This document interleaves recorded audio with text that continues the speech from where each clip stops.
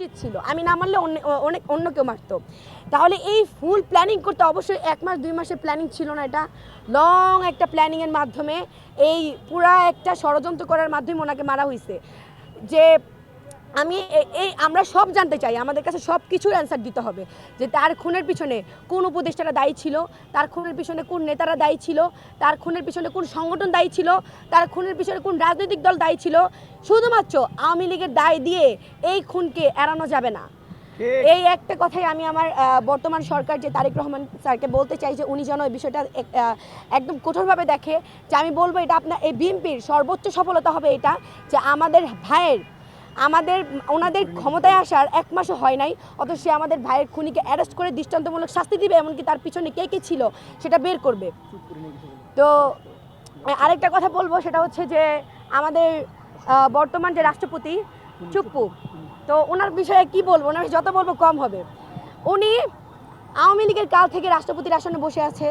যখন উনি বলল যে হাসিনা পদত্যাগ করার কোনো দালালীয় প্রমাণ আমার কাছে নাই, আমরা যখন লং মার্চ টু বঙ্গভবন দিলাম, আমরা যখন 2 নাইট স্টে করলাম, আমাদের তখন বর্তমান যেই উপদেষ্টারা ছিলেন, আমাদের ছাত্র উপদেষ্টাগুলো, তারা আমাদেরকে বুঝায় শুনে নিয়ে এসে সংবিধানের এত বড় একটা লিস্ট ধরাই দিল। সংবিধান চেঞ্জ করা ছাড়া আমরা চুপ্পুকে ছড়াইতে পারবো না। তারপরে যখন আমাদের এই সংবিধান চেঞ্জ করার এই বিষয়গুলো চলে আসলো, তখনও গণভোট হইলো, তখন থেকে এখনো অব্দি চুপ্পু বসে আছে। তারপর চুপ্পু আমাদের তারপরের দিন রিপ্লাই দিল কি, আমি চুপ্পু রাস্তা থেকে রাষ্ট্রপতি হয়েছি। আমাকে কি আপনারা আমাদের কি রাস্তা থেকে রাষ্ট্রপতি হয়েছি?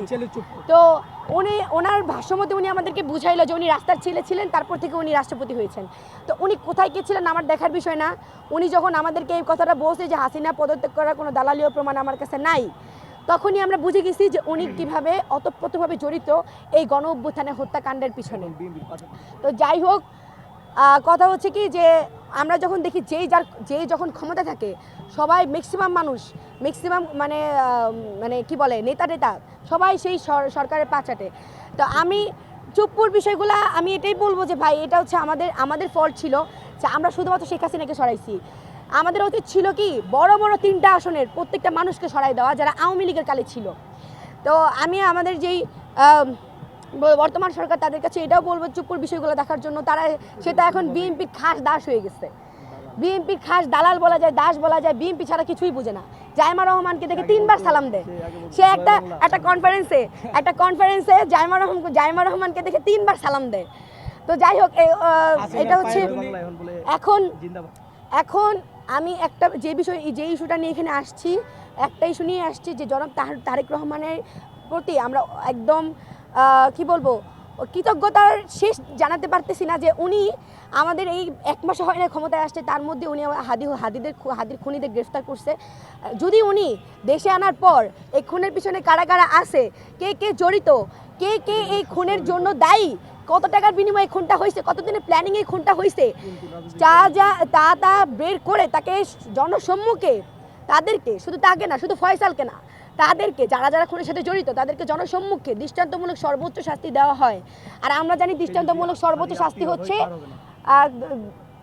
ভাই কথাটা শেষ করতে দেন আমাকে, জনসম্মুখে দৃষ্টান্তমূলক সর্বোচ্চ শাস্তি হচ্ছে মৃত্যুদণ্ড।